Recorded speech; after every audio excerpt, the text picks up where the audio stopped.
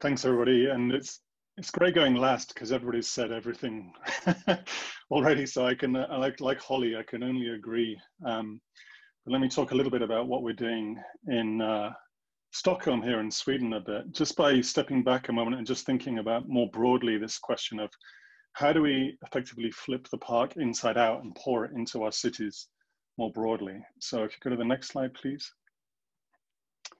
I started my essay actually with what I think might be the first recorded air quality complaint. It's an essay from 1661 by a guy called John Evelyn, who wrote to the king complaining about the air quality in London. It's called Fumifugium, or the inconvenience of the air and smoke of London dissipated, together with some remedies humbly proposed. It's worth a read. I reckon you should all go and have a look. It's freely available, of course. It's slightly out of copyright, being 350 years old.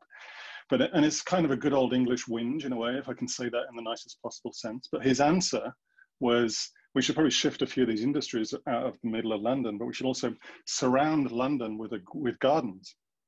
And we should embed gardens all the way around London as a kind of way of cleaning the air and lifting the quality of the smell and so on. And if you go to the next slide, it took about 200 years, but that's what led to, in a sense, the idea of the park being the lungs of the city, as all of you know full well. This is Whitworth Park in Manchester.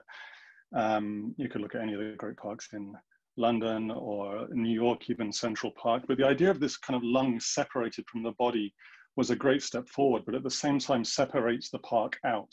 And it kind of lets the rest of the city off the hook a bit. I'm very much taken with what the speakers have been talking about here is embedding it in gardens and embedding gardens in streets. And that's what I want to talk about, show the project we're doing here in Stockholm. If you go to the next slide. Thanks. And the inspiration for that is actually from Amsterdam. After World War II, Aldo van Eyck, the architect, built a network of about 700 playgrounds, not as one huge central park model, again separated, but actually in bomb sites and in dilapidated buildings. So they were located in neighborhoods at the end of streets and so on, like these pictures show. And this distributed model, I think a few of the speakers again were talking about this, means that it's immediately more diverse, it's more local, it's directly connected to citizens, and therefore there's shared ownership. Next slide, please.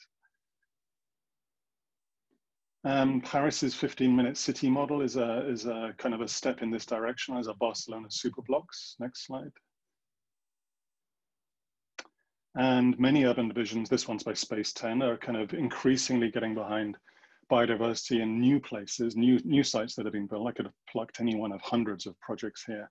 When we get a chance to build a new, we can begin to fold biodiversity into it in the way that this picture implies. If you go to the next one, thanks. But what I'm interested in now is, we've already built a lot of the city around us, and certainly in Sweden, what we're looking at now is the fact we have 40,000 kilometers of streets already built, and that's covered with hardscape, actually. It's covered with parking space and car-dominated traffic. In fact, in Sweden, which some of you might think is an environmental leader, and of course is, we've actually built more parking space than space for living. There's 50 square meters per person of parking space and only 44 square meters of actually living space. So we have that, a lot of work to do, but if you see that as an opportunity, how do we start building out in those kinds of spaces the idea of the kind of garden that we heard about earlier? That's an amazing possibility. So the next slide. So what we started doing in Stockholm is we've been working on a national mission, following Holly's lead about a mission-oriented approach, where we're going to transform every single street in Sweden to be healthy, sustainable, and vibrant. And vibrant means full of life. And that life could be, you know, like Soho on a Friday night, full of life, or it could be just a quiet back street with birds and butterflies and bees in it. That's equally full of life. So think of it vibrant in that sense. And sustainable, of course, we can talk about forever, but you understand what I mean by that.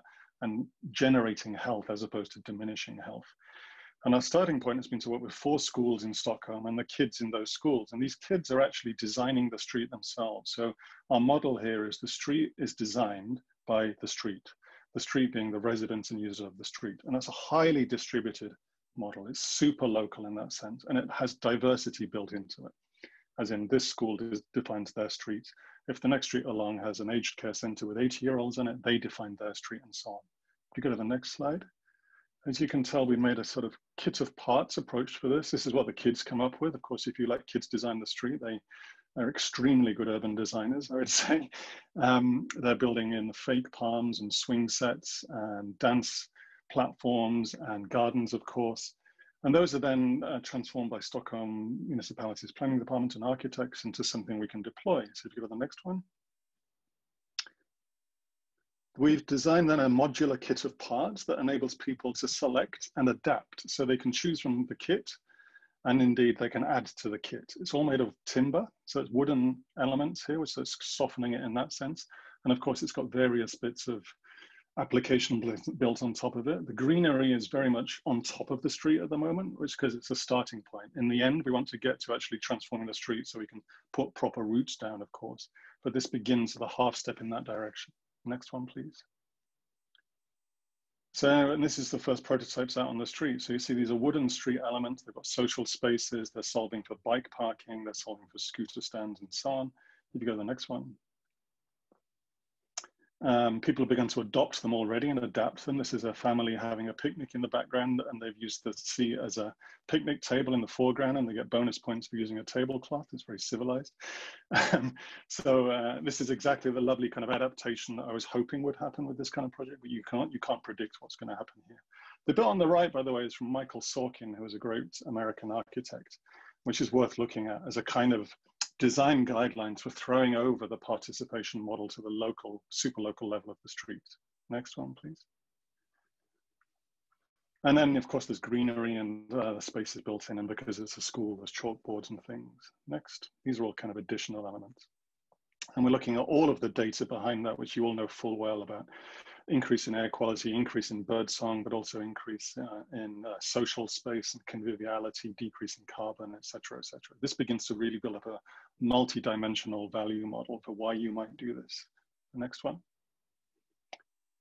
And so just to sum up, what's happened this year is interesting because it's, as is the way with this attention-seeking virus, it's put things directly on the table in a very interesting way. COVID kind of cleared the streets early on, and we were able to look at streets through different lenses. Then Black Lives Matter filled the streets, which was interesting, with protest. And you remember that streets are actually about politics and conviviality and culture. They're not about traffic, actually. They never have been about traffic until the last 2 generations. They are entirely the place where we can build gardens and parks in that sense, because parks are also about politics. These are the places where life happens, essentially. Black Lives Matter showed that with a political lens, but there are many other applications coming out here. If you go to the next one. Ron Finley's work in Los Angeles is particularly interesting. He's a gardener. He's working in vacant parking lots here. So again, he's using the same model that we are in Sweden. He reckons there's about 26 square miles of vacant parking lot in Los Angeles. That's 20 times the size of Central Park. So if you think about the scale of this as a distributed park, as several people said, this is extraordinary. He's worked out there's enough space there for 724 million tomato plants, which is not bad in a place with a food desert. Next one, please. And you see it also beginning to emerge in places like Tokyo. Tokyo hasn't had on-street parking since 1966.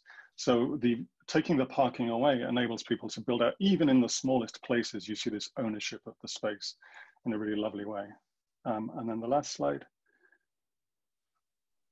So the final thing I'll put in front of you as an idea of what we might talk about is this installation by Linda Tegg, who's an Australian artist. This is at ArcDes, the National Centre for Architecture and Design in Stockholm.